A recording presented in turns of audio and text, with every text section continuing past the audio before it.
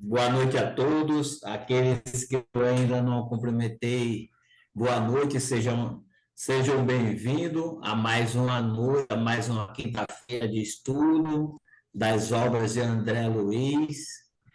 Que nós possamos, a partir de agora, manter nossas mentes, nossos corações abertos, para que nós possamos ouvir, aprender, entender o que nós conseguimos absorver do conteúdo do estudo da nossa irmã. Hoje, quem vai apresentar o estudo para nós é Maria do Socorro, né, lá do Centro Espírita Cearense, em Fortaleza, essa cidade maravilhosa, e que apresentará o capítulo número 2, a preleção de Eusébio. Então, sejam todos bem-vindos.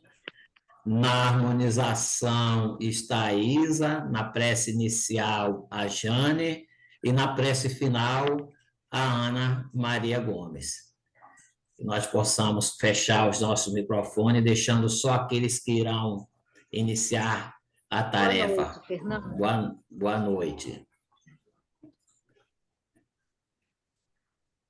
Isa, com você, querida. Ok. Uma boa noite a todos que chegaram agora. Do livro Amai-vos uns aos outros, de Carlo Bacelli e irmão José, a mensagem Fortaleça-te. Não acredites que, espiritualmente, te consigas fortalecer apenas através do conhecimento teórico da verdade que buscas. Somente por saber localizar o paradeiro da fonte, sem tomar a iniciativa de lhe sorver a linfa cristalina, ninguém consegue atender à própria sede. Enquanto não for triturado e exposto a alta temperatura, o trigo não se transubstancia em pão que mata a fome. Para que o conhecimento te enraize mais profundamente no espírito, busca transformar o que já sabes em ação. Não te esqueças de que é mais importante que doares o que tenhas entre as mãos é doares as tuas próprias mãos. Muita paz para todos. Meus irmãos, vamos orar. Orar e agradecer a Deus nosso Pai, Jesus, nosso Mestre, a espiritualidade amiga que nos ampara, os nossos mentores espirituais que nos fortalecem, que nos intuem a participar cada vez mais das atividades na seara do Pai. Pedimos à espiritualidade amiga, aos mentores da nossa casa, ao mentor espiritual da nossa irmã Socorro, que fará a facilitação do estudo desta noite, para que ela seja envolvida e intuída, trazendo para nós o fruto dos seus estudos e que nós possamos absorver, aprender e aprender cada vez mais os ensinamentos desta obra, que é muito importante no entendimento daquilo que é a vida no mundo espiritual, para que possamos nos preparar cada vez mais, melhor, mas principalmente que estejamos sempre envolvidos nos ensinamentos do Cristo. Assim, envolvidos nessa atmosfera de aprendizagem, pedimos a tua permissão, Pai, para que nós possamos iniciar o estudo desta noite, dizendo graças a Deus, e que assim seja. Obrigado, Jane, obrigado, Isa. Como estava falando, dando continuidade ao estudo do livro No Mundo Maior, a quinta obra desta coleção, A Vida no Mundo Maior. Estamos recebendo a nossa querida irmã Maria do Socorro, do Centro Espírita Cearense, lá de Fortaleza, dando a ela boa noite, seja bem-vinda a nossa irmã, e que Deus te abençoe no seu estudo. A palavra é sua. Muito obrigada. Obrigada por esse convite maravilhoso para rever todos os irmãos que estão aqui e os que não puderam vir. E também fico muito feliz porque é uma oportunidade que a gente tem de reler, né, a obra Mundo Maior, que a gente lê, depois ela vai ficando como pesquisa, né, mais para pesquisa. E, nesse instante, nós nos debruçamos um pouco nesse capítulo, que é bem interessante, porque ele fala para a espírita, né? Normalmente está falando para nós. Embora a gente saiba que naquela plateia, naquela assembleia, não haviam só espíritas, né? Porque há muitas outras lides que se preparam no plano espiritual. Mas eu fiquei muito feliz também de ter a oportunidade de estudar, fazer um novo estudo sobre esse material, né, a preleção de Eusébio. E uma outra coisa que eu achei interessante é que muitas falas, né, que você encontra aqui no texto, eu fiz alguns resumos, elenquei assim algumas partes mais interessantes para a gente pensar junto, porque todo mundo aqui conhece a obra, todo mundo, né, já estudou a obra, mas para a gente refletir. Especialmente porque nós estamos vivendo, eu acredito que vocês também aí, com nessa transição, né, planetária, com algumas dificuldades, né, alguns desafios que a gente tem que enfrentar, seja nas casas espíritas, pela dificuldade das pessoas retornarem, seja por conta desse processo de ebulição que o mundo está vivendo, né, que o planeta está vivendo, seja pelas próprias condições climáticas que nós estamos agora a braços com elas, né? A gente não olhou para trás, mas nós fomos responsáveis das nossas gerações passadas e agora por tudo também que está acontecendo. Então, o Eusébio vai nos chamar a atenção para muita coisa, e essa foi uma oportunidade boa. Eu até agradeço muito a vocês, e recebam aí o abraço do Ceará, aqui de 27 graus, para contrabalançar o de 19 aí de vocês. Tá certo? Eu vou ver se eu consigo projetar aqui nosso resumo, né, o que a gente fez. Vocês me dizem quando vocês estiverem vendo aí. Vocês estão vendo? Está dando certo? Tá, gente? Sim, Socorro. Você pode ampliar a tela. Eu vou ampliar. Eu estava só olhando se vocês já tinham, né? Eu vou ampliar aqui para ver se fica bom para vocês.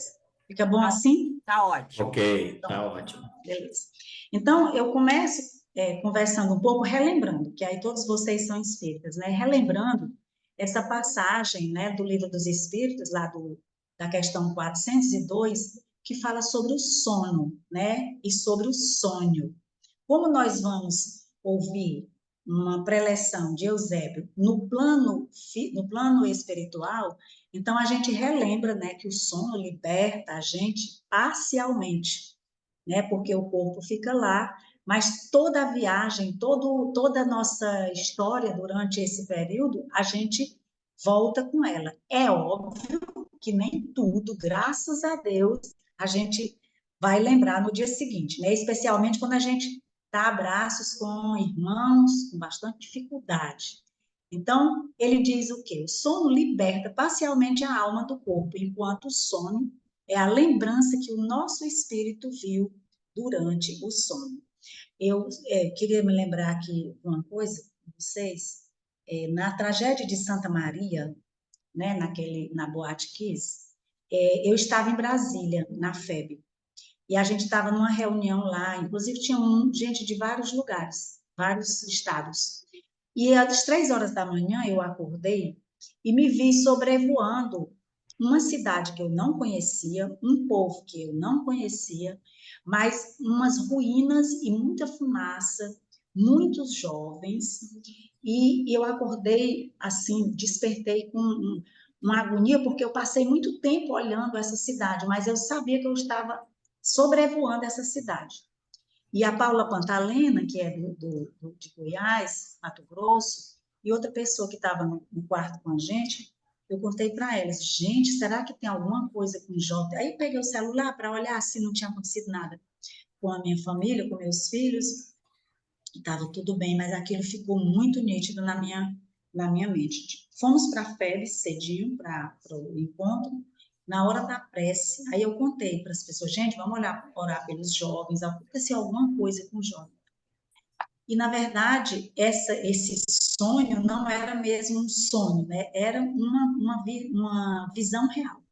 E aí a Cleusa, que é do Rio Grande do Sul, recebe uma ligação da mãe dela, logo depois da prece da manhã, contando a história da Boate Kiss. E quando eles começaram a narrar, era exatamente a cena que eu tinha visto. Então, isso para lembrar que quantas coisas acontecem, né, durante o tempo que o nosso corpo repousa.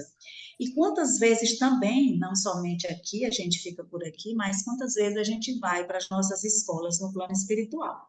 Que o André Luiz nos diz que muita gente se matricula, né? Mais de 300 pessoas que se matriculam, chegam pouquíssimas lá durante o sono, né? Então, o sono é muito importante e é muito bom nos prepararmos antes de dormir, né? Para que a gente não tenha nem... Pedir a Jesus, normalmente eu gosto de dizer assim, Senhor, me leva agora, durante o sono físico, para fazer alguma coisa, para estudar, para aprender e para ajudar se eu puder. Mas não me deixa à mercê de outros irmãos mais infelizes que possam me levar para algum lugar onde eu possa perder tempo ao invés de estar aprendendo ou ajudando. Sempre faço essa oração, converso com Jesus assim. Então, o Eusébio vai nos falar sobre isso, né? Ele diz assim: o espírito menos desperto para o serviço que lhe cabe, certamente encontrará, quando tiver desembaraçado da matéria densa, um trabalho imperioso de reparação a executar. Qualquer um de nós, né, se não tiver muito desperto, vai encontrar serviço. Por esse motivo, grande maioria dos companheiros encarnados gasta as horas de sono exclusivamente em esforço compulsório de reajuste. Eu digo, oh, meu Deus do céu. A gente vai, né, pede para ir, a gente, exatamente por não ter não estar tão desperto, né, a gente gasta muito tempo nesse esforço compulsório de reajuste, quando a gente devia estar construindo as coisas, e é isso que ele está chamando a atenção. Mas, se o aprendiz do bem atende à solução dos deveres que a vigília lhe impõe, torna-se, como é justo, além do veículo físico, precioso auxiliar nas realizações da esfera superior. Daí porque isso nós recebemos, certa feita, numa casa espírita, numa reunião mediúnica, em que a irmã chamava a atenção da gente, dizendo: se preparem para o sono, mas se preparem mesmo, porque durante o sono físico muita coisa acontece, e o trabalho não termina quando vocês saem da casa espírita, né? E ele fala um pouco sobre isso também. Ele diz: a alma que se devota à reflexão e ao serviço, ao discernimento e ao estudo, vence as inibições do sono fisiológico e, desde a Terra, vive por antecipação na sublime imortalidade. De onde é que está isso aqui? Vocês conhecem o livro Instruções Psicofônicas? Que tem todas aquelas mensagens do tempo, né, que o Chico Xavier participava com um grupo, pois essa mensagem é de Calderaro. Ele está falando para esse grupo, né, no período, acho que foi 1975, tá aqui. Não, foi 1955, né, e foi o próprio Calderaro que deu essa mensagem. Inclusive lá, eles comentam que foi assim um regozijo, uma felicidade eles receberem pela primeira vez a palavra de um instrutor espiritual, Calderaro. E aí ele está falando exatamente sobre o sono, né? Sobre o nosso despertar, sobre a necessidade que nós temos de nos preparar, né? De fazer uma boa vigília durante o sono. E esse espírito, quando conversava com a gente, ele dizia: antes de dormir, mesmo que vocês tenham feito o evangelho, mesmo que tenham saído da casa espírita, façam sempre recomendações. É sempre bom recomendar-se a Jesus no final da noite, né? Porque a alma que se devota à reflexão e ao serviço e ao estudo vence as inibições do sono fisiológico e, desde a Terra, vive por antecipação na sublime imortalidade. Isso ajuda até a gente não ter tanto medo de morrer, né? Todos nós temos, e é bom que tenhamos, né? Também só não deveremos ficar assim tão assombrados, né? Bom, aí ele fala dessas lembranças durante o sono, aí aqui já é o próprio Eusébio, né? Ele vai dizer para aquela plateia para onde ele se dirige, com quem ele está conversando. Enquanto vossa organização fisiológica repousa à distância, vossas almas quase libertas partilham conosco a fraternidade e a esperança, adestrando faculdades e sentimentos para a verdadeira vida. O que a gente pode entender desse quase libertas, né? É óbvio que durante o sono, todo dia a gente morre um pouco, né? Todo dia a gente se desdobra e é um exercício, né, para nossa desencarnação.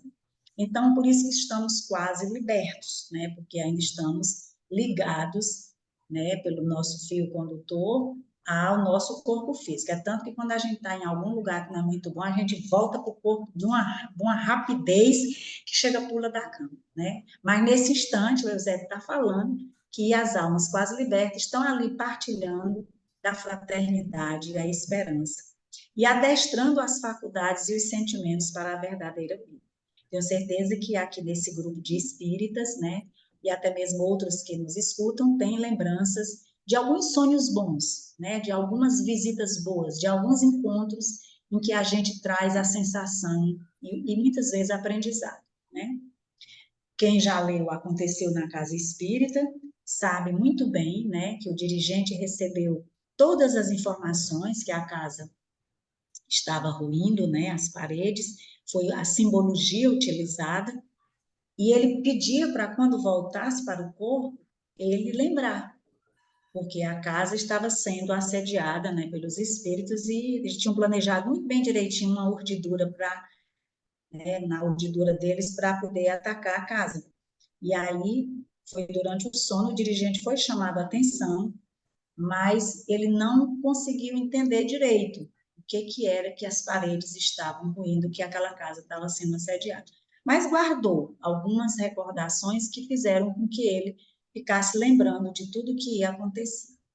Então, o Eusébio vai dizer, olha, naturalmente, não podereis guardar plena recordação desta hora. Por quê? Porque o nosso cérebro é deficiente. Quando eu comecei no Espiritismo, há alguns anos, eu dizia assim, não, por que a gente não lembra de tudo? Por que que é cerceado a nossa liberdade para lembrar de tudo? E aí, depois que a gente começa a estudar a doutrina, é que a gente diz assim, graças a Deus que a gente não lembra de tudo, né? Porque o nosso cérebro físico é deficiente para receber a quantidade de informações e de coisas que acontecem durante o desdobramento do sono, né? Então, ele diz, é deficiente, incapaz de suportar a carga de duas vidas simultâneas. A lembrança de nosso entendimento persistirá, por isso que fica aqueles flashes, né?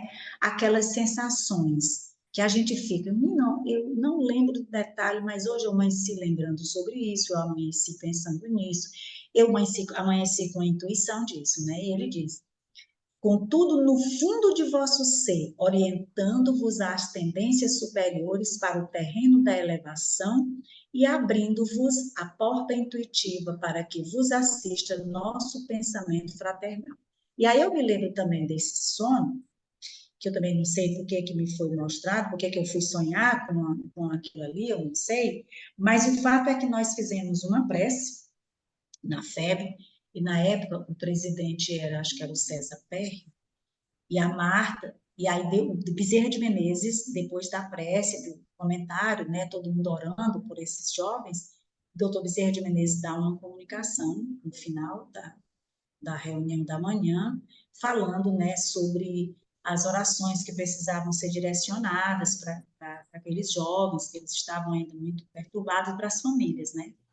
E tempos depois, o Divaldo vai lá fazer uma palestra, e depois o Divaldo fala que eles estavam todos, a maioria ali ao lado dos pais, né? Já recuperados, já felizes, por terem resgatado, né, a dívida deles em relação àquele tipo de morte, né, de desencarnação. Então, assim, ontem a gente lia um material do Hermínio C. Miranda e ele nos lembrava que o mundo espiritual é muito complexo. É muito complexo, realmente. O Espírito também falou para a gente certo feito. o mundo espiritual é muito complexo, então, quando a gente faz essas viagens aqui, né, durante o sono, para ir participar desses eventos, a gente gostaria mesmo de trazer todas as informações. Ai, mas eu vi fulano falando, mas eu não lembro. Eu estava num lugar assim, mas eu não lembro. Mas a sensação é agradável, ótimo. E a gente guarda as sensações e de vez em quando a gente vai lembrando de alguma coisa onde a gente esteve, né? E ele diz: abrindo-vos a porta intuitiva para que vos assista o nosso pensamento fraternal. Isso vai facilitar com que a gente se comunique com eles mais facilmente, né?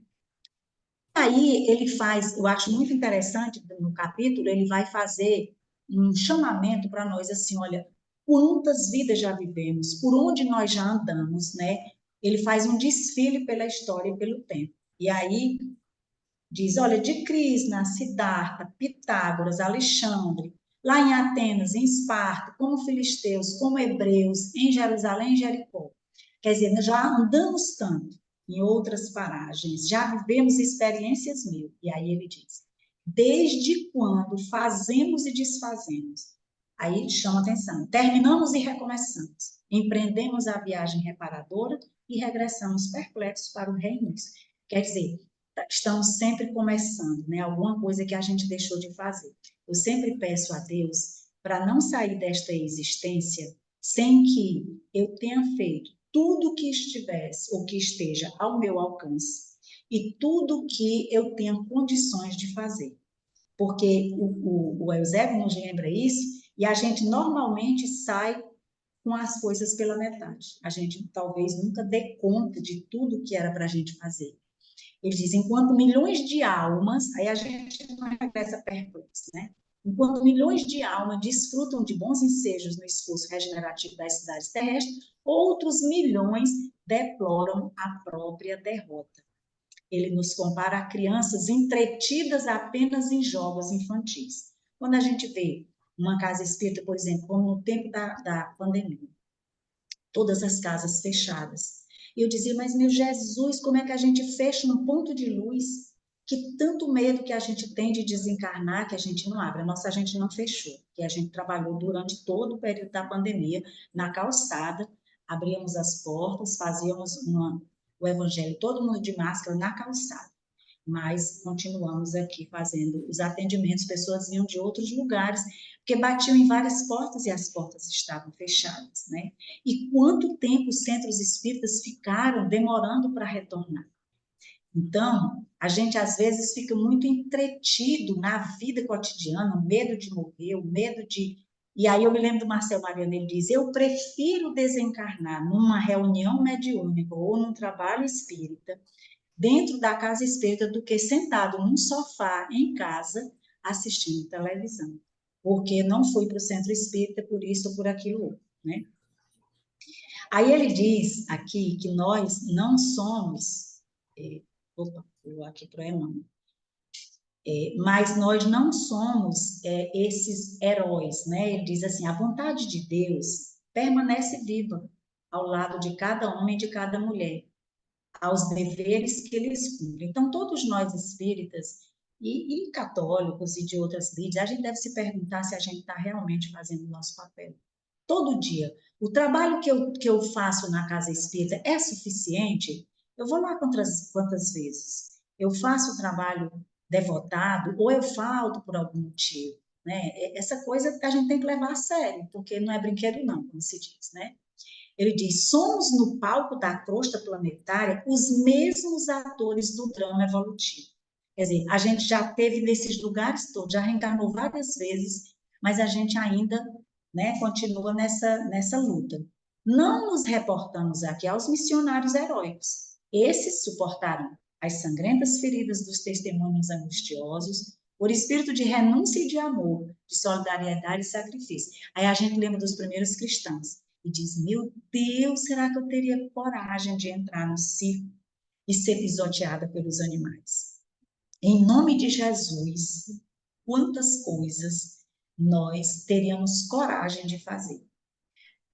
Segundo narra o Divaldo, quando os espíritos se apresentaram para ele, comentando que eles queriam observar os testemunhos daqueles que seguiam o Nazareno, ele disse que se aproximaram vários, e dizia que daquele dia em diante, foi 2016, todas as religiões, todos eles iriam ser acompanhados, né?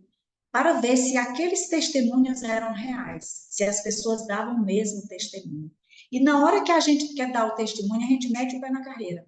A gente sai. É na hora da doença, a gente se aflige demais. É na hora de uma grande perda, né? Como os nossos irmãos do Rio Grande do Sul estão passando por grandes perdas materiais e perdas também de entes queridos, né? Isso é hora de testemunho. Então, nessa hora que a gente tem que saber exatamente se nós temos toda aquela fé que a gente diz que tem, toda aquela solidariedade que a gente é capaz de fazer, todo aquele sacrifício. E lá em Emmanuel, em Fonte Viva, sobre essa questão do testemunho individual, eu até queria perguntar se vocês querem ler comigo, se alguém gostaria de ler ou se posso continuar do jeito que está. O que vocês acham?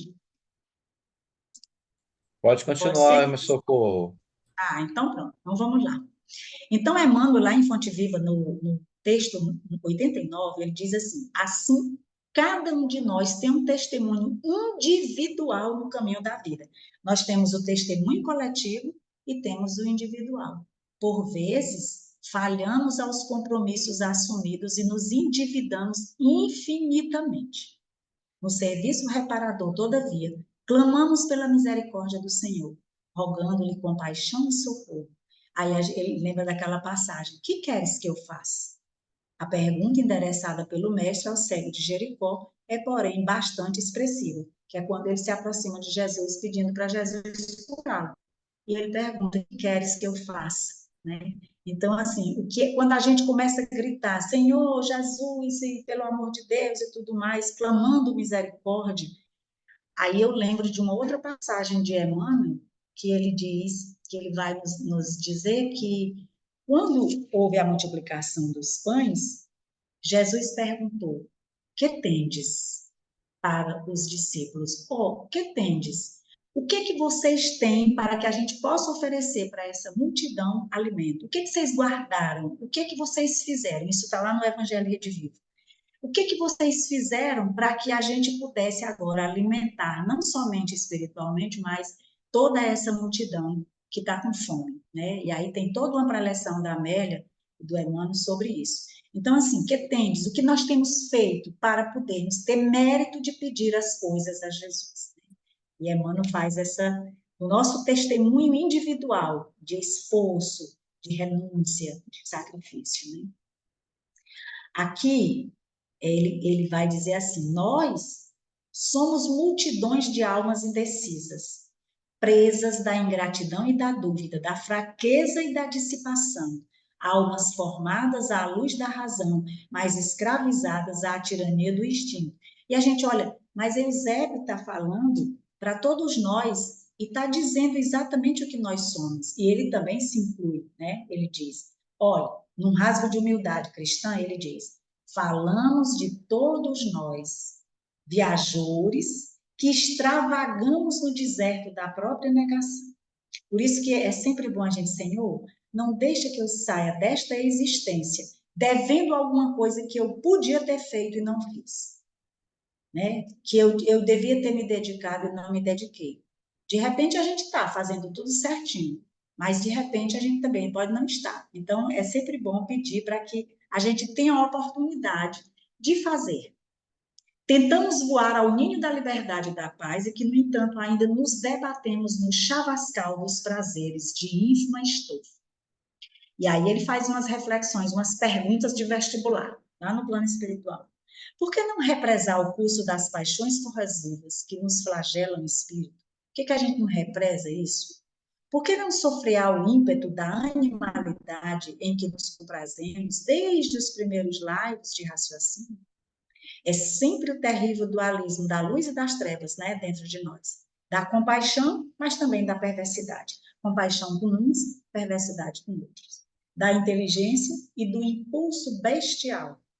Estudamos a ciência da espiritualidade consoladora desde os primórdios da razão. E, todavia, desde as épocas mais remotas, consagramos-nos ao aviltamento e ao morticínio. Quando a gente olha para o panorama, o contexto atual, eu não sou pessimista e nem sou daquelas pessoas que dizem, no passado era melhor. Hoje está assim, não, tem muita coisa boa hoje, muita coisa boa. A gente tem que identificar as coisas boas, né, que o processo de evolução do progresso trouxe.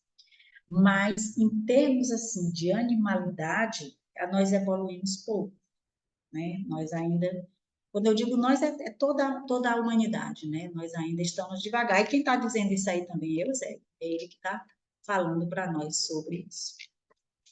Vamos ver se ele está. Agora travou. Pronto. Nesse instante que ele falou isso, que deu uma sacolejada, como se diz aqui no Ceará, deu um sacolejo, nesse instante, homens e mulheres, segurando alguns fortemente as mãos uns dos outros, exibiam extrema palidez no semblante estarrecido. Alguns deles, por certo, compareciam ali pela primeira vez, como eu, dado o estático assombro que se lhes estampava no rosto. André falando, né? Então, ali, quando você escuta essa história, porque quando você está fora do corpo, né, você não tem as amarras do corpo para lhe prender. Então, ali tudo é muito real. Então, com certeza, a voz de Eusébio, né, deixando emanar dele todo aquele sentimento e toda aquela autoridade moral, mexia com certeza com a plateia que estava ali, que com certeza em alguns lugares desses também nós já estivemos, né? E ele diz, hoje as coletividades humanas ainda sofrem o assédio da espada homicida e chuvas de bombas arremetem contra a população indefesa. Eu digo, meu Deus, hoje ele está falando lá do tempo que ele escreveu O Mundo Maior, e nós estamos vivendo ainda hoje, 2024, a mesma coisa. No entanto, a febre amarela, a cólera e a varíola foram dominadas. A lepra, a tuberculose e o câncer experimentam combates sem tréguas. E agora não somente o câncer, mas a depressão, os problemas, os transtornos, né? A depressão, a ansiedade, o pânico, todas essas doenças estão vindo à tona, além das viroses, né? Dos problemas com bactérias, enfim. Aí tem uma passagem de Dr. Bezerra de Menezes, em 2015, as reuniões do CFN sempre são finalizadas com uma mensagem do Bezerra de Menezes. E nessa mensagem, eu cataloguei das mensagens de Bezerra as 23 mensagens que ele deu desde 2000 até 2023. Delas, de cada uma, eu fiz um extrato, né? Coletei alguma coisa. E depois eu vi também que o Geraldo fez lá na FEB, ele pegou algumas, né? Só que eu fiz em PowerPoint, peguei as 23 mensagens. Então, lá ele diz assim, perseverai no bem e não vacileis. Olha o que ele chama a atenção, reencarnastes para contribuir com o momento da mudança de paradigma do planeta de prova e de expiação para um mundo de regeneração. Todos nós sabemos que nós pedimos para reencarnar nesse período que nós estamos vivendo. Então, ele é rico de testemunhos, que o Emmanuel fala, é rico de testemunhos individuais e coletivos, né? Assumiste o compromisso de divulgar Jesus Cristo conforme as lições insuperáveis do Evangelho. Avante, anônimos ceareiros da verdade, e amai até as últimas forças da vossa jornada no planeta abençoado. Então, sempre quando a gente quiser amofinar, como se diz por aqui, amofinar é amolecer, sempre que a gente quer amolecer, a gente lembra dessa mensagem do Bezerra de Menezes, né? Amai até as últimas forças da vossa jornada no planeta abençoado. Amar quem é crente, amar quem é católico, amar quem é budista, amar quem é ateu, amar quem é do partido A, amar quem é do partido B. Ele está dizendo isso, até as últimas forças. E não amar só quem está no centro espírita, ou quem é nosso parente, aderente, amigo, e que pensa como nós. Precisamos, pois, mobilizar todas as forças ao nosso alcance a serviço da causa humana, que é a nossa própria causa. O trabalho salvacionista não é exclusividade da religião. Isso aqui é outra coisa bem interessante. Muitas pessoas discutem, mas fulano não tem religião nenhuma. os rótulos, às vezes, eles são muito pesados, né?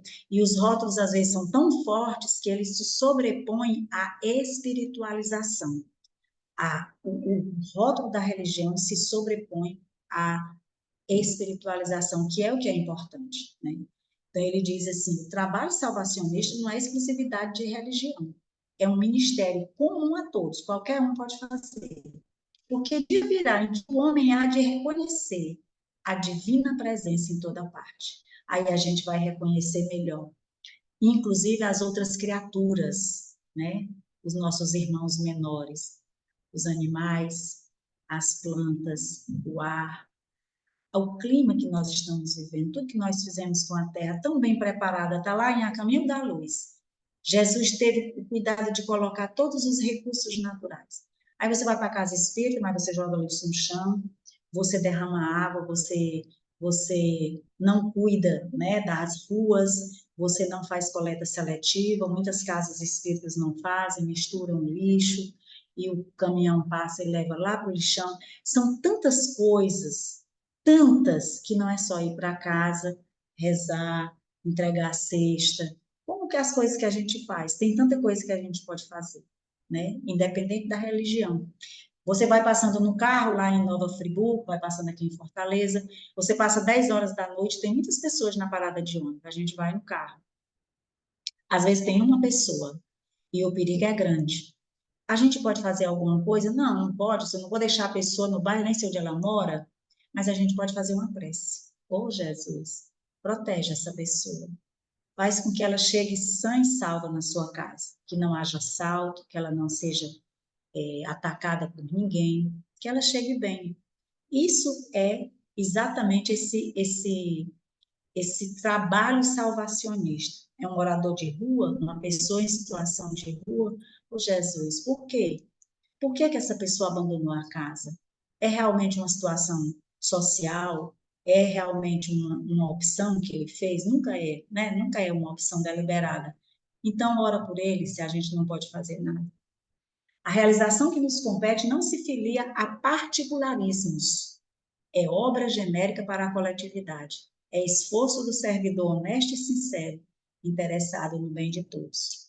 Você vai passando, o sinal está aberto, parado, você olha e tem pessoas vendendo no sinal. Nós estamos dentro do carro. Se aquelas pessoas passarem um dia ali, a gente não vai comprar nada, mas a gente pode fazer uma prece pedindo que ela, ao retornar para casa, leve o alimento, dinheiro para comprar comida. Quantas crianças deve ter na casa daquela pessoa? Quantas famílias ele deve sustentar? Esperando que um ou outro possa comprar um bombom, um biscoito, alguma coisa. E se a gente puder, mesmo que a gente não queira, a gente ajuda. Desde que a gente faça de coração, nós estamos fazendo o trabalho salvacionista. É óbvio que tem que fazer a escolha, né? Às vezes, você está vendo pessoas ali usando drogas. Você não vai alimentar mais ainda a droga, mas faz uma prece por aquela pessoa, porque ela está totalmente dominada pela droga e por aqueles que, drogados, desencarnaram e estão ali. Então, a gente lê lá no Evangelho, quando ele está falando que não há particularismos, e não é a religião, né, que vai nos salvar, a gente vai lembrar do Evangelho segundo o Espiritismo. Lá no capítulo 15, nos itens 8, 9 e 10, a gente vai ver que não é fora da igreja, não é fora da verdade, não é fora do Espiritismo, que é a salvação. É fora da caridade, é fora do amor, do perdão. Não há felicidade, não há salvação. E a gente, às vezes, não acha que não tem tempo, né, para fazer alguma coisa de útil, que a gente pode fazer, que a gente pode fazer. Ai, é domingo, ai, tem uma pessoa passando mal em algum lugar. Ou então, a casa está fechada, chegou uma pessoa lá, precisa de atendimento. Aqui acontece muito. Está do outro lado da cidade. Olha, chegou uma pessoa, vende a Acopiara e ela veio para atendimento porque lá não tem centro espírita. Eu não sei do Rio de Janeiro se todas as casas daqui tem municípios que não tem. Ou quando tem aquelas famílias bem tradicionais, é bem difícil de manter. Mas tem alguns municípios que não tem. Então, a pessoa desaba de lá e está aqui. A casa está fechada de manhã. Aí a gente... Olha, o rapaz que fica aqui fica ligando, olha, tem uma pessoa que veio de onde? Veio de longe e tal. Tem que dar um jeito de vir aqui, vara a cidade todinha, mas tem que. A pessoa saiu de não sei quantos quilômetros para vir aqui, então vamos atender. Então, às vezes, né, o próprio comodismo faz com que a gente deixe de lado, às vezes um medo também, medo disso, medo daquilo, né? Então, não há felicidade, não há, é fora da caridade que não há salvação, não há felicidade, não há alegria fora da caridade. Então, isso está lá no Evangelho, aqui no capítulo 15, itens 8, 9 e 10, que vocês conhecem muito bem. Continuando, Eusébio, ele ainda diz aqui, procurai conosco a precisa orientação para os trabalhos que tangem presentemente na crosta terrestre. Toda vez que a gente vai fazer um trabalho na casa espírita, em qualquer lugar, seja um trabalho, um evento social, alguma coisa, sempre a gente procura orientação, né? A gente fecha os olhos, faz uma prece em silêncio, se é um momento como esse, nessa conversa, né? Se é um trabalho que a gente vai realizar, se é uma palestra, enfim, a gente pede orientação para os trabalhos que a gente realiza aqui, se a gente está indo corretamente, ou seja, será que eu estou no caminho certo? Se não for, me mostra aí um jeito. Impossível progredir no século sem atender às obrigações da hora. Torna-se imprescindível na atualidade recompor as energias, reajustar as aspirações e santificar os desejos, né? É progredir nesse século, é meio difícil mesmo. Não basta crer na imortalidade da alma. Ah, você acredita? Acredito. Acreditar é pouco. É inadiável a iluminação de nós mesmos, a fim de que sejamos claridade sublime. Onde quer que você esteja, seja luz. Seja alguém que orienta, seja alguém que acalme, seja alguém que acalente, né? Seja alguém que ora por outra pessoa. Não basta, para o arrojado cometimento da nossa redenção, reconhecer a sobrevivência da alma. Ah, eu já li todas as obras de André Luiz, eu já li todos os livros de Joana, eu já li toda a coleção de Emmanuel, eu conheço todas as perguntas, eu não conheço do Livro dos Espíritos, decorado não. Então, não adianta tudo isso se nós não nos iluminarmos com aquilo que estamos aprendendo, né? Esse é o chamado que o Eusébio está fazendo para nós. Eu acho que se um de nós estivesse lá nessa reunião, com certeza a gente acordava assim, com as pulgas atrás da orelha, né? O plano superior não se interessa pela incorporação de devotos famintos de um paraíso beatífico. Ah, tem muita gente que procura a casa espírita ou as igrejas com vontade de ter a salvação. Eu vou fazer isso aqui, né? Porque de repente eu desencarno, então eu não quero, né? Então tem que fazer por amor, tem que fazer por vontade, por prazer de servir na seara do Cristo. E não porque se eu desencarnar eu vou para a colônia, né? Vocês vão aí para nosso lar, que estão mais perto, né? Mas aqui a gente nem sabe qual é a colônia que a gente pode ir, se é que a gente vai. O plano superior não se interessa, então admitireis porventura vossa permanência na crosta planetária sem finalidades específicas. A gente está aqui fazendo o quê? Né? Cada um de nós tem aí a missão. Diz o Haroldo Dutra que a gente é mais de tarefa do que de missão. Missionários não reclamam de nada. Vivem dias difíceis, encaram sofrimentos terríveis, mas não reclamam, né? Aí você vê uma Irmã Dulce, uma Maria Teresa, você vê um Chico Xavier, né? Que realmente assumia, porque tinha conhecimento desse papel que eles tinham que desenvolver aqui. Aí ele continua dizendo, o espiritualismo nos tempos modernos não pode restringir Deus entre as paredes de um templo na Terra, porque a nossa missão essencial é a de converter toda a Terra no templo augusto de Deus. Aí é na fila do ônibus, aí é na fila do banco, aí é no supermercado, aí é na rua, aí é em todo lugar. Não é necessariamente no centro espírita. Alimentemos a esperança renovadora. Não invoqueis Jesus para justificar anseios de repouso indébito. Eu tenho muito cuidado com essa história do repouso, né? A gente tem que repousar o corpo, nós que já passamos dos 60, a gente tem que ter certo cuidado que a gente vai ficando mesmo com algumas dificuldades, mas não justifiquemos anseios de repouso em débito. Ele não atingiu as culminâncias da ressurreição sem subir ao Calvário. E as suas lições referem-se à fé que transporta montanhas. Não reclamemos, pois, ingresso em mundos felizes antes de melhorar o nosso próprio mundo. E é por isso que, por exemplo, aqui em nossa casa no colegiado, na época, a gente fez uma reunião e decidimos abrir todos os dias, né, e atender a quem a gente pudesse atender. Estava uma reforma aqui, era no meio de tijolo, de telha, de tinta, mas a gente atendia, porque a gente ficava pensando, aquela coisa parada, as ruas paradas, o silêncio terrível, quantas pessoas estavam angustiadas, sem saber para onde se dirigir, que até as igrejas também fecharam, né? Então, nessas horas de aflição, lembremos desse testemunho que o Eusébio. Sopros imensos da onda evolucionista varrem os ambientes da Terra. Todos os dias, ruem princípios convencionais mantidos a títulos de invioláveis durante séculos. A mente humana perplexa é compelida a transições angustiosas. A subversão de valores, a experiência social e o processo acelerado de seleção pelo sofrimento coletivo perturbam os tímidos e os invigilantes, que representam a esmagadora maioria em toda parte. Eu tenho uma filha que é psicóloga. Vocês também devem ter parentes aí, alguns podem até ser profissionais. A maior queixa, e aqui a gente atende todo dia, né?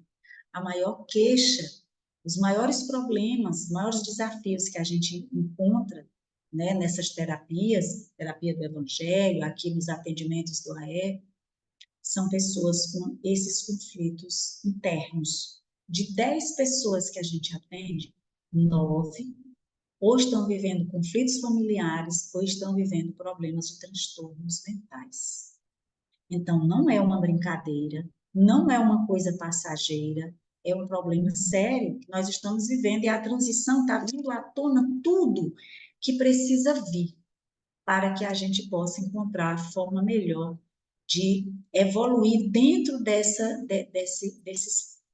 vicissitudes que a gente está vivendo. Então, temos que socorrer mais, temos que ajudar mais, né? Como atender a esses milhões de necessitados espirituais, se não receberdes a responsabilidade do socorro fraterno? Como sanar a loucura incipiente, se não vos transformardes em imãs que mantenham o equilíbrio? E aí a gente tem que orar muito por nós também, para que a gente tenha um equilíbrio, né, para ajudar as outras pessoas, para nos equilibrarmos, termos saúde mental, espiritual e física, para também poder ajudar outras pessoas. Sabemos que a harmonia interior não é artigo de oferta e procura nos mercados terrestres, mas a aquisição espiritual só acessível no templo do Espírito. Ele é muito feliz nessas advertências que ele faz para nós. Por isso que eu agradeço muito a vocês esse convite para estudar esse capítulo, porque daqui também tirei muitas lições para o nosso trabalho daqui. Faz-se, pois, mistério, não é misto, é mistério. Acendamos o coração em amor fraternal à frente do serviço. Não bastará em nossas realizações a crença que espera. Indispensável é o amor que confia e atende, transforma e eleva, como vaso legítimo da sabedoria divina. Sejamos instrumentos do bem acima de expectantes da graça. A tarefa demanda coragem e suprema devoção a Deus. É tipo fazer o bem sem olhar quem, sem esperar recompensa nenhuma. Ela virá por acréscimo de misericórdia divina, mas sem que haja o retorno disso. E a gente vê também no movimento espírita ainda muitas dissensões, muitos movimentos separatistas, pessoas de um lado, pessoas de outro. Nós temos a mesma obra básica, nós temos o mesmo Evangelho de Jesus, nós temos as mesmas obras subsidiárias. No entanto, é óbvio que cada um analisa de um jeito, mas a gente tem dificuldade, às vezes, de conviver com essas diferenças. E Jesus nos deu o maior exemplo de convivência com os diferentes, né? Vinculai-vos pela oração e pelo trabalho construtivo aos planos superiores, e estes vos proporcionarão contato com os armazéns divinos, que suprem a cada um de nós segundo a justa necessidade. A oração. Orar de manhã. De manhã, normalmente, eu gosto de brincar, que é quando a gente passa um braço pelo outro aqui, diz, ai, Senhor, eu ainda estou por aqui, porque bate osso no osso. Então, já é uma gratidão. Muito obrigada, Senhor, ainda estou aqui hoje. Ainda tenho, né, há muito o que fazer por aqui. Então, orar de manhã, orar meu dia, orar toda hora, agradecendo nós termos a oportunidade de conhecer a doutrina espírita, que é tão abrangente e que nos bota assim os pés no chão, fincados no chão, mas uma cabeça virada para o alto. Então a gente fica nesse equilíbrio. Abençoada doutrina, todo dia eu agradeço a Deus ter tido a oportunidade de, nascendo mesmo numa família eminentemente católica, de construir a igreja, do bispo estar hospedado na nossa casa, a gente ter tido a oportunidade de chegar e conhecer a doutrina espírita. Então, vamos continuar nos vinculando para que a gente entre em contato com esses armazéns divinos. Vocês pensaram, quando estavam estudando, sobre esse armazém divino? Né? Eu fiquei imaginando, né, esse armazém divino que supre a cada um de nós segundo a justa necessidade. Né? Imagina quanto não tem lá para a gente buscar neste armazém. Né? E aí ele vai terminando dizendo que a gente não galgue os obstáculos, né? Que a gente cuide em não transitar sem a devida prudência os caminhos da carne, que muitas vezes imitais a mariposa estouvada, atendei às exigências de cada dia, jubilando-os, né? Sendo sempre alegre por satisfazer as tarefas mínimas, e não intenteis o voo sem haver aprendido a marcha. Não dá. Não dá para a gente querer voar sem a gente ter ainda aprendido a dar os passos, né? Não indagueis de direitos prováveis que achamos que temos no banquete divino, antes de liquidar os compromissos humanos. Impossível é o tipo de anjo sem serdes antes criaturas ponderadas. Não cobiceis repouso das mãos e dos pés antes de abrigar semelhante propósito. Procurai a paz interior na suprema tranquilidade da consciência. Abandonai a ilusão antes que a ilusão vos abandone. Eu me lembrei, ontem, 3 horas da manhã, acordei. Meu Deus, cadê o sono? Foi embora. E aí, como hoje a matéria era sobre Brasil, coração do mundo, pátria do Evangelho, né, a missão dos espíritos no Brasil, eu digo, vou rever aqui o material. E aí assisti uma palestra sobre Brasil, coração do mundo, pátria do Evangelho. E aí, lá no finalzinho, já quase na ensejo, eu adormeci. E agradeci aquela hora, porque não é hora de ninguém acordar 3 horas da manhã, né? Vamos combinar. Mas eu acordei e não consegui mais fazer nada. Eu digo, mas o que era mesmo que era para fazer? 3 horas da manhã, eu aqui com esse olho seco, não consigo dormir. Então, peraí, vamos trabalhar. Aí fui pegar o livro, até pelejando para ver se o sono chegar. E já veio chegar às 5 horas. Mas depois eu agradeci. Agradeci porque quantas pessoas viram a noite sem ter sono, sem dormir. Às vezes até tomando remédio ainda não conseguem, né? Mas ali foi uma coisa que aconteceu, que eu não sei o que foi, mas não é bom a gente ficar sem dormir, né? Então, quando regressarmos ao corpo de carne, valei-vos da luz para edificações necessárias. Aí é já quase uma despedida. Participemos do glorioso Espírito do Cristo. Convertamos-nos em claridade redentora. O desequilíbrio generalizado e crescente invade os departamentos da mente humana. Combatem-se desesperadamente as nações e as ideologias, os sistemas e os princípios. Outra coisa que a gente tem que ter muito cuidado mesmo é com essas dissensões, dessas animosidades de grupo que estão acontecendo agora. Para que eu brinco aqui, que eu digo assim, a gente é espírito ou é espiritado? Porque se a gente é espírita, né, a gente se esforça. O que é ser espírita? Não é se esforçar? Então, vamos nos esforçar para vencer as nossas más tendências. Então, não entremos em querelas que não tem futuro, que é só para gerar animosidade. Vamos trabalhar? Vai trabalhar pelo mundo afora, né, como dizia o Padre Zezinho, que eu estarei até o fim contigo. Lembrando de Jesus. Está na hora, ele me chamou. Senhor, aqui estou. E aí ele termina dizendo, equilibrai-vos, pois, na edificação necessária, convictos de que é impossível confundir a lei ou trair os ditames universais. E finalizando, Eusébio perorando, né, fazendo a sua sua peroração no final, fez uma linda prece, e aí, depois que ele invoca as bênçãos divinas, todo mundo que está lá se prepara para voltar ao ciclo carnal, e eles saíram respeitosamente depois de uma preleção tão bonita como essa que ele fez. Então, foi mais ou menos isso que eu selecionei desse texto, e para mim serviu tanto quanto, acho que mais do que vocês que estão estudando a obra, né, de Percy. Rever a obra, rever outros capítulos que bem interessantes, e todas essas lições, esses chamamentos do Eusébio, a gente fazer também reflexões aqui na nossa casa. Achei bem interessante. Muito obrigada aí pela participação.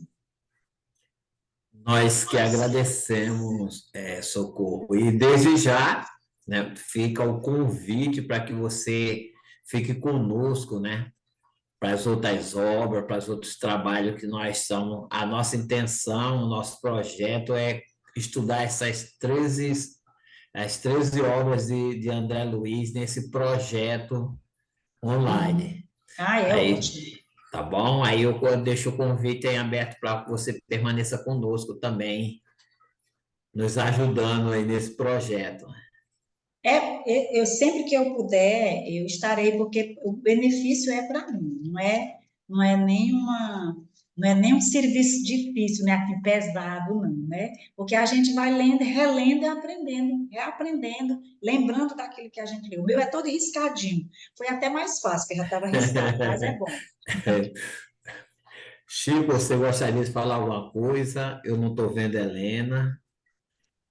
Não, somente agradecer, Socorro, essa boa vontade dela, o carisma, esse acolhimento que ela faz conosco. Muito obrigado, tá bom? Nosso abraço aí para você, para a família aí do Centro Espírita Cearense, que vocês continuem com esse trabalho maravilhoso que vocês fazem. Muito obrigado mesmo, tá, Socorro? Helena, quer colocar alguma coisa, Helena? Também agradecer pelo esse excelente passeio pela prece de Eusébio e pela disponibilidade e acolhimento da nossa irmã. Muito obrigada. Eu que agradeço e parabenizo, viu, vocês por estarem nessa empreitada, porque ela é demorada, mas ela é muito boa mesmo. Então, fica também meu agradecimento a você. É bom sempre ouvir você trazendo não só os estudos no púlpito, né, nas palestras, quando nos tem possibilidade de nos visitar aqui na Serra, mas também os estudos, né? Então, fica também, levo um abraço fraterno para todos os trabalhadores, frequentadores do Centro Espírita Cearense, tá bom, minha amiga? Tá certo. E que Jesus continue te abençoando. Tá, muito obrigada. A vocês também. Todos recebam aí meu abraço. Tá bom. Relembrando que amanhã não vai haver o nosso estudo na Casa Espírita do ESE em virtude desse feriado que houve. Amanhã quem fala para nós em termos da continuidade das palestras comemorativas da nossa casa, o tema é mais a Deus sobre todas as coisas e ao próximo como a vós mesmo, né? O palestrante é o nosso querido é o Davi de Souza, do Paiva Júnior, o nosso querido Davi, que vai estar conosco. Chico, mais alguma coisa, Chico, que você gostaria de falar? Não, Fernandinho, é só isso mesmo, dizer que não vai ter o estudo sistematizado, né, porque é um final de semana de feriado prolongado, mas as nossas reuniões doutrinárias normal, tá? Normal. Amanhã às 20 horas, com Davi. Nós estamos completando 35 anos de fundação, Socorro, lá no Coisa Fraternal. boa. É mesmo. Isso. É Depois eu vou cheio te de mandar, aniversário por aí, né? Cheio de parabéns. depois eu vou mandar um cartazinho para você ver a nossa programação. E é isso. Isso. Então, convidar a nossa querida Ana para ela fazer a prece de encerramento. Agradecendo também a nossa irmã Socorro, né, pelo estudo, pelas palavras que ela nos deu, e mais um aprendizado, né, para todos nós. Então, agora vamos orar. com nossos corações repletos de alegria por tantas bênçãos, né, que nós recebemos nas palavras da nossa irmã Socorro. Nós só temos a agradecer ao Senhor por tudo que nos concede, por todo o amparo, toda a luz e por todas as bênçãos recebidas.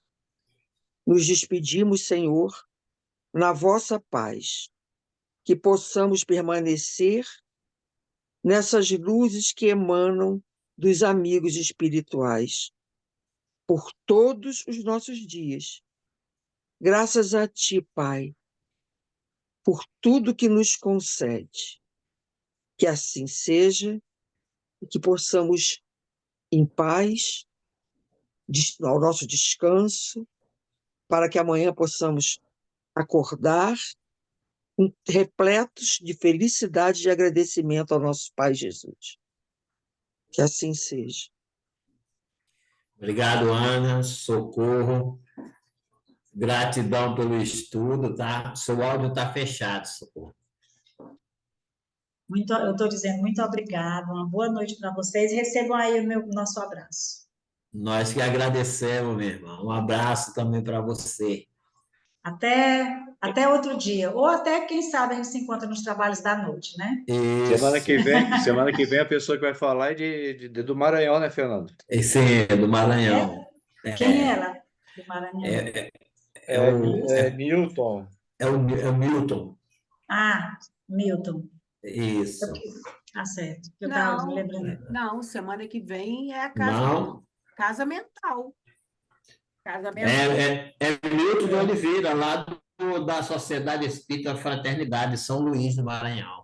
E é muito bom vocês estarem fazendo assim por capítulo, pegam outras pessoas, fica legal, porque aí não fica cansativo, Isso. né? Muito bom.